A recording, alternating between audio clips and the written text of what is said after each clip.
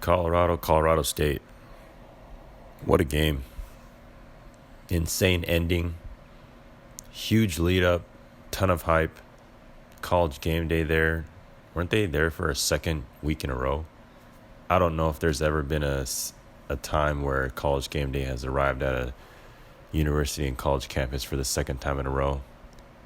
That I think is at Nebraska, Colorado last week, and then Colorado State, Colorado. Just goes to show you the magnitude that Deion Sanders is bringing to college football as a whole, not just Boulder, not just to the Pac-12, but just college football as a whole. And when it comes to his own impact that he's bringing to the sport, that deserves a whole nother video just to explain that whole ordeal separately. And that's a rabbit hole if you really look into the specifics and the details on how things are changing and how this could be just a launch pad going forward with how college football is these days and with these student athletes, and just the overall exposure and popularity of the game is really being changed by one person and influenced by how things are being ran right now at Colorado this year with Deion Sanders at the helm. It's pretty crazy stuff. However, CSU came in, from what I'm seeing, prepared matchup-wise. So those of you that aren't really into the X's and O's, when it comes to matchups, it's a huge deal to make sure that all 11 players, whether it's on offensive or defensive side of the ball, are able to match up with their opponent, which in this case is Colorado, with who they have defending, with who they're going to go up against every play. That's why this game's so close. That's why people are wondering, man, why is Colorado State able to stay in this game and control everything? The score, possession, time, plays. It's the matchups, man. All the matchups matter. Just a few key highlights from what I saw watching throughout the game. A ton of ridiculous penalties. Kamara getting ejected, to me, is pretty ridiculous after the impact he's had on this game. I don't think he should have been kicked out. 15, 16 penalties over the course of the game for Colorado State. Another 8 for Colorado. We knew it was going to be a chippy game. Again, the lead up, the rivalry, it's in-state rival. All the talk about the sunglasses, Jay Norvell's comments, the whole 9 yards. We knew it was going to be that, but the fact that it bled into the game is kind of ridiculous. I thought Colorado State's offense and Colorado's defensive game plan was questionable. I thought Colorado's defense was questionable, their game plan.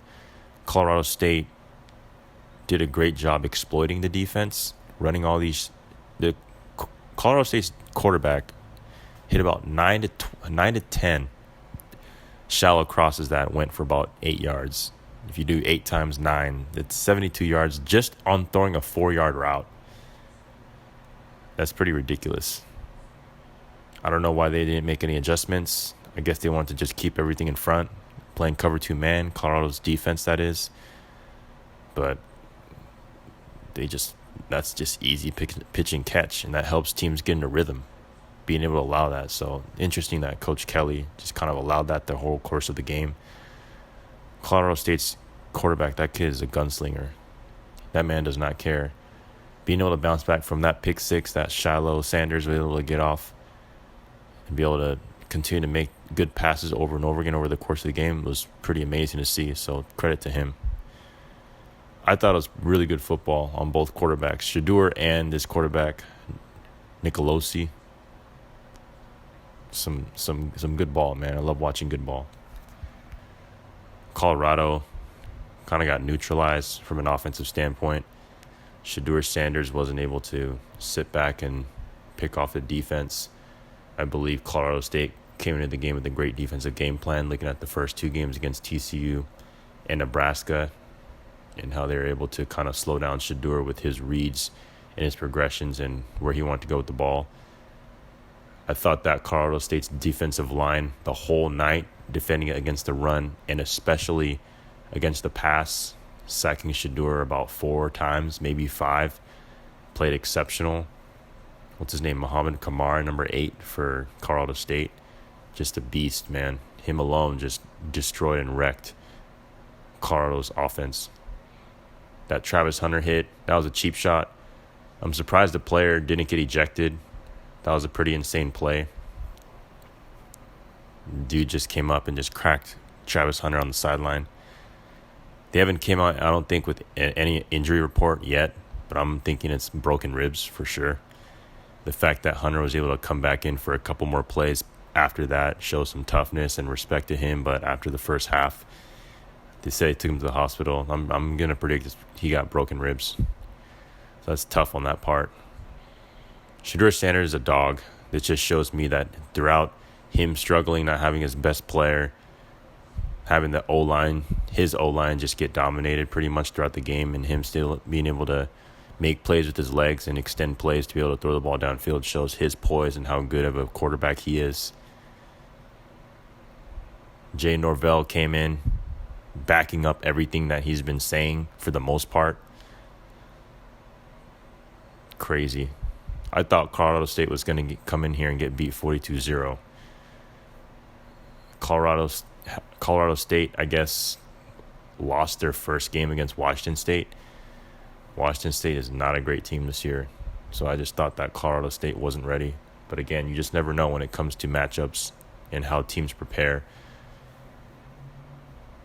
It's hard to win football games in college. It's hard to win football games in general. But week to week, different opponent.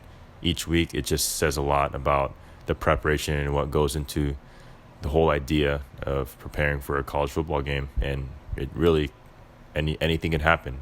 As you can see, South Florida almost came in and beat number 10 ranked Alabama, despite Alabama having all their issues. But you just never know what can happen with upsets. Crazy, wild. It's a crazy game. Everyone's really anticipating the Oregon, Colorado game. That might be Colorado's true wake-up call. This game against Colorado State was close from start to finish, but Oregon might come in there and make a statement, so we'll see how that goes. It's going to be really exciting going forward, man. I'm excited just to watch how everything unfolds. Hope Travis Hunter's all right.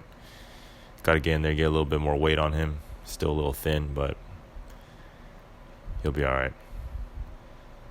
Tune in for the next one, y'all. Peace.